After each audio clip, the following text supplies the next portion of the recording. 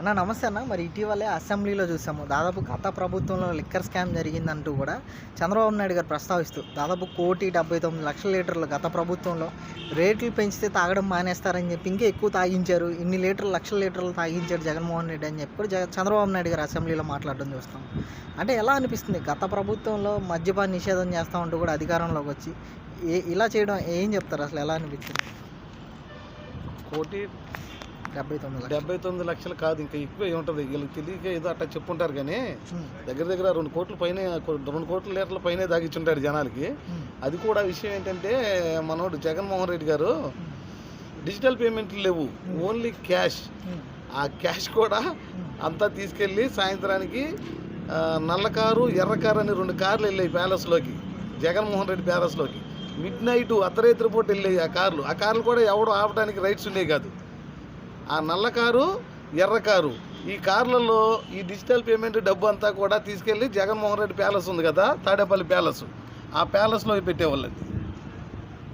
ఏంటి ఇది వాస్తవమే. 2 కోట్ల పైన లీటర్లే తాగిచ్చాడు. నాసిరకం ముందు అది బూమ్ వీరు ఏంటి ఆంధ్ర, దాని పేరేంటో ఆంధ్ర అంట మందు. ఇంకేంది ఏదో రకరకాల మందులండి. అయ్యో మన జగన్మోహన్ రెడ్డి బయట వాళ్ళతోటి సిండికేట్ అయిపోయి, ఏది లిక్కర్ కంపెనీ వాళ్ళతో సిండికేట్ అయిపోయి కొత్త బ్రాండ్లు నాసి రకం తెచ్చి 1 క్వార్టర్ తాగితే వాడికి ఎక్కదు. ఏం చేస్తాడు, ఇంకో క్వార్టర్ తాగాలి. ఇదివరకు 60 రూపాయలు చీప్ ఉండేది, ఇవాళ 150 రూపాయలు నడిపించాడు జగన్మోహన్ రెడ్డి ఆయన 5 సంవత్సరాల గవర్నమెంట్లో. ఈ 150 రూపాయలు చేసిన దాని మీద ఏం చేశాడంటే 150 300 రూపాయలు 2 క్వార్టర్లు తాగితే కానీ ఎక్కేది కాదు. ఓ సామాన్యుడు కూలికి వెళ్తే 500 అంటే బాగా తక్కువ. 500 తెస్తే వాడికి మందుకే 300కి వెళ్ళిపోయాయి.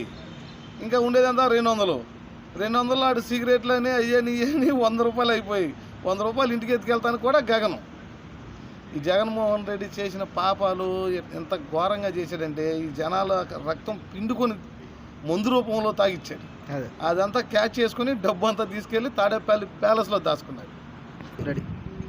ఇప్పుడు ప్రెసిడెంట్ మెడల్ అంట, అదొకటి తెచ్చాడు. వరల్డ్ కప్ రాలేదంటే వరల్డ్ కప్ మందు అని ఒకటి తీసుకొచ్చాడు. ఇట్లా రకరకాల మందులు తెచ్చి 34,000 కోట్లు దోసేసాడు. ఏంటి దీని మీద సిబిసిఐడి విచారణ జరపాలని మేము కూడా ప్రజలుగా మేము కోరుకుంటున్నాం.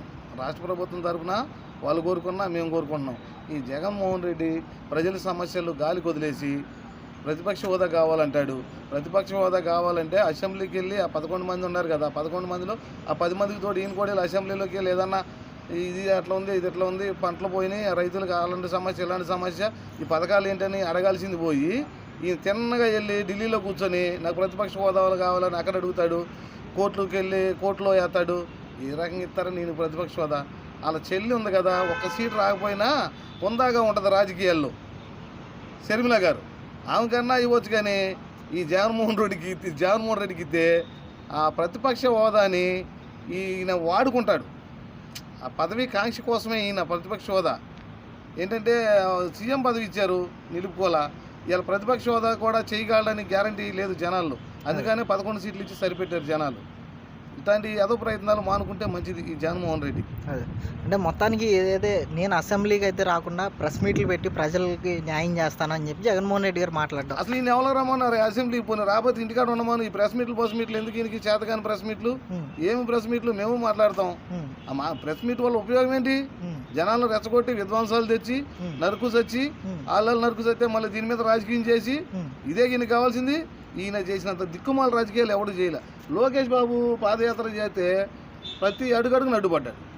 వీళ్ళ చెల్లి చేసినప్పుడు గత గవర్నమెంట్లో ఉన్న టీడీపీ నాయకులు వాళ్ళు అంటే అడ్డుకోలేదుగా. వీళ్ళ బాబు చేసినప్పుడు అడ్డుకోలేదు కదా. ఈ జగన్మోహన్ రెడ్డి చేసినప్పుడు అడ్డుకోలేదు కదా. మరి ఇట్లాంటి చిల్లర రాజకీయాలు చేసినందుకు జగన్మోహన్ రెడ్డికి జనాలు సరైన ఒక బుద్ధి చెప్పారని నేను భావిస్తున్నాను. ఓకే ఏంటి ఇదే జగన్మోహన్ రెడ్డి ఇప్పుడు ప్రెస్ మీట్ పెట్టి రేపొద్దున ప్రజల్లోకి వెళ్ళి పాదయాత్ర చేస్తానంటే చెప్పులు తీసుకొని కొడతారు జనాలు.